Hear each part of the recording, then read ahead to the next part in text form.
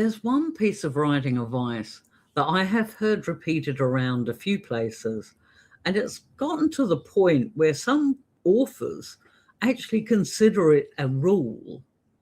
And that is the rule of you should only work on one book at a time. For some writers, that advice works for them. But for others, perhaps those with more of an active mind, it can be quietly paralyzing. So today, I want to give you 3 solid reasons why having more than one project on the go can actually help you write more, finish more, and enjoy the process a whole lot more. Let's start with reason number 1. When you're stuck on one book, you don't have to stop writing altogether. We all do it. We all get to those muddy middles, or we get stuck on a particular scene, or we're writing a scene we're actually not comfortable writing, and we know it's got to be done because it works in the story, but we just can't. It's like pulling hen's teeth. So getting stuck is not a moral failing. It's actually part of the writing process. So it's not a lack of talent. It's not a sign that you shouldn't be writing. But sometimes if that scene won't behave, or your characters, we all have characters like that. Sometimes you know something's wrong, but you can't see what. And what happens is if you're only working on one book at a time, you end up stopping. That stuck makes you stall. You hesitate. You wait, trying to work it out in your head. Days go by, then weeks. And suddenly the problem isn't the scene anymore. It's a broken habit. If you have a second project quietly waiting in the background, you don't have to stop writing or break that writing habit. You can just say to the stucky novel, okay, not today, I'll come back to you. And you open your other document and you keep writing. And that forward momentum matters more than anything else. And the weird thing is, just as a casual aside, I usually find if I leave my stuck characters and I go and work on something else, it's almost like they get offended and then they start flooding my brain with what's meant to happen next. You'd be amazed how if you're writing in a different document, how that helps you push forward on the scene you were stuck with in your first. Now, the second reason, and I know it sounds weird, but it is actually true. But if you write more than one book at a time, you are actually increasing your output. And a lot of the reason why people find this so surprising is because usually we are taught that you need to be laser focused, right? Laser focused on what you're doing. And so if you're distracted by another shiny story over here, then you've effectively failed. But that's looking at things from a business perspective. Creativity doesn't actually work like that. When you're juggling 2 projects or more, something interesting happens in your brain. And you stop gripping onto things quite so tightly, and you're not pouring everything into one fragile basket and panicking about every wobble. Instead, you're giving yourself room to breathe. And strangely enough, that freedom leads to faster drafting, less overthinking, and fewer perfectionist spirals, because no single book is carrying all the pressure of your writing career. You are less likely, if you're writing more than one book at a time, to hover over every sentence thinking, this has got to be brilliant. You're just going to write. I have seen this over and over again, and it has happened to me. Writers who struggle to finish one book suddenly find themselves finishing 2 simply because they took the pressure off themselves and stopped treating each project like it had to justify their existence as a writer. And that changes everything. Honestly, I have seen this in my own career. If I am writing 2 or more stories at a time, I am writing, letting go, moving on to the next one. Writing, letting go, getting on. And that is really useful to help with a whole stack of other things that comes after the publishing process, like negative reviews or what happens if people don't like your book. You can always look at my video. I think I did one recently on my book was crap, that sort of thing.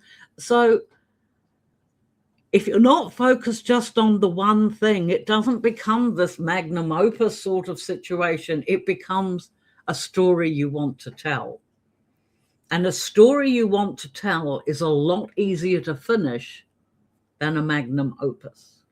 Not that I have anything against magnum opuses. I just could never write them. And I probably couldn't even say it properly either. But the third reason, and this one honestly matters more than people will admit, but it's true. I promise you it's true. Writing is supposed to be enjoyable. And writing more than one book at a time is actually fun. Is it challenging? Yep. But is it meaningful? Yes. Can it be frustrating? Absolutely. But if you're writing on one particular project and it's become heavy and there's no joy and it's actually stressful, then something is wrong. So please stop that bit right there. Go and start something else that is a lot lighter and more enjoyable, and it's fun. One that allows you to follow your energy instead of fighting it. This book is still going to be here. We're not taking away from the first book. We are simply giving your brain a chance to reset and do something fun. It's like, I've been on the treadmill for a whole darn week, so I deserve my piece of chocolate, damn it. And writing is exactly the same way. And don't tell me I can't have chocolate. Sometimes you're in the mood for one genre, one tone, and one particular sort of voice. But what if you sat down and thought, I don't want to be in that headspace today? Then that's fine. It doesn't mean to say you shouldn't write. It simply means you just write something else. And that's not avoiding the heavy, sensible stuff. That's helping keeping your writing career sustainable. There are a couple of other extra benefits that don't get talked about nearly often enough. And one of them is that when you're working on more than one book, it's teaching you to trust your subconscious. When you step away from a tricky scene and work on something else, your brain doesn't stop solving the problem from the first book. It'll still keep working on it in the background. And that solution will often show up when you're not forcing it. For me, it's always when I'm in the shower. Don't ask me why, it always is. You could be halfway through another chapter in another book and then suddenly think, oh, that was what was wrong with book one. And that's not procrastination. That's actually a creative way of problem solving that does actually work. And another benefit, which I've touched on, but it does bear repeating again, writing more than one project at a time allows you to let go of your perfectionism. When you only have one book on the go, it is really easy to obsess, to reread, to tweak, to polish chapters that don't need polishing yet. Remember, you're still in the draft phase. But when you're balancing 2 different projects or more, you are more likely to keep moving forward because you know you're going to come back to that later. It shifts your focus from getting it right to getting it done. And getting it done is where published books live. Now, it probably should give you a bit of a qualifier here. Sometimes, because it can be quite nerve-wracking for some new authors in particular, writing more than one book at a time does not mean starting 10 projects and not getting any of them finished. It does not mean constantly chasing shiny new ideas. Ask me how I know that. I have lots of shiny new ideas. And because I'm a lot older, I tend to forget half of them, usually in the process of time that it takes me to get an overnight sleep. That's darned annoying. But that's what a keep trying to reach for it. My dictaphone is for. I dictate my ideas and leave them there. They'll still be there when I'm ready to get back to them. For those of you perhaps more preferring to write it down, jot it down on your note thing on your phone. Put it down in a separate document. But don't go chasing every new idea. Just capture them somewhere where you'll remember them lately, and then you can go back and deal with them later. And writing more than one book at a time does not mean that you've got to avoid the hard parts of the book that you're trying to write away from. That only works if you have the intention, or this only works if you have the intention of finishing. The goal here is your flexibility. You're giving yourself options, not excuses. So you could have one primary project and one secondary project. Think of it like of having a spare lane when the traffic slows down. You're all still heading in the same direction, but maybe they'll just get there at slightly different times. This can also be really useful, writing more than one book at a time, on those days when your brain is tired, or perhaps there are other days when your focus is a bit shorter. And on those days where you just don't have the emotional bandwidth to write, heavy scenes, having another option means that you're not wasting those days with not writing at all. It means you can still be a writer even on those imperfect days. And Lord knows we all have a lot of them. And I'll also say this because I do think it's important. A lot of prolific authors don't write one book at a time. They will draft one, revise another, and outline a third. They move projects through different stages. And this doesn't make them scattered. It makes them efficient. It means they're always writing, even when one project needs a bit of space. So if you've ever felt guilty for having more than one idea on the go, or worried that it meant that you lacked discipline, or have been told that real writers only focus on one thing at a time, please let that go. Different brains work differently. Different lives require different systems. And the best writing routine you can have is the one that keeps you showing up. And I'll leave you with one last thought on this. If writing more than one book at a time keeps you writing, keeps you finishing, and most of all, keeps you enjoying your process, then that is not a problem. It's a strategy, and you are allowed to use it. So what do you think, my friends? Are you somebody who writes more than one book at a time? What is the most books you've tried to write at one time? I think for me, the most I've written, and I did get myself a little bit confused there at one point, was I was writing 3 different projects for myself and collabing with the wonderful JP Sale for a 4th. My brain was teeming with characters. You notice I don't do that anymore because it's not a good idea.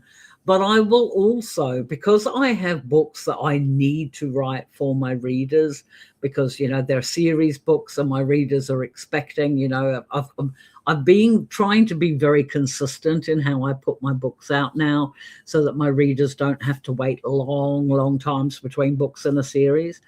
But then I'll quite often have a side project going at the same time, because that's the one that allows my brain to play while I'm doing the work that my readers want me to do.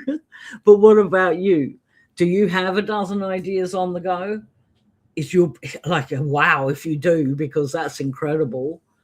But what do you think about that? Are you stuck with your one book?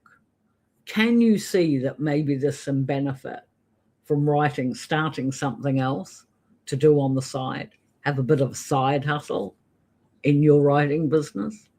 I'd be really interested to hear what you have to say. So please drop your comments down below. I do answer every one. And if you've been here a while, you know that I post long form contents on Mondays and Thursdays. And on Saturdays is when I read some of my own work. We're currently doing A Marriage of Necessity. And I've been enjoying reading that one. Yeah, I'm trying to get the watch hours on my videos up. But it doesn't mean to say this is not an enjoyable process for me, because it is. So I do love to hear from you. Please hit the like and subscribe button if you enjoyed this content and if you think I can help you. And if you've got any questions about the writing process or anything else at all, drop them down too, because I will either answer you directly, or if it's quite an involved answer that's necessary, then I'll probably make a video out of it. But in the meantime, please keep writing, my friends. Keep going. It doesn't matter if you're writing on your major project or if you're writing on a sweet little piece of candy fluff, or if you're just write. Get the words down. Do it now. Get to the end, because that, I swear to you, that is such an incredible feeling. So I'm going to leave you to do that, and I will catch up with you next time. And until next time, keep writing, my friends. Bye.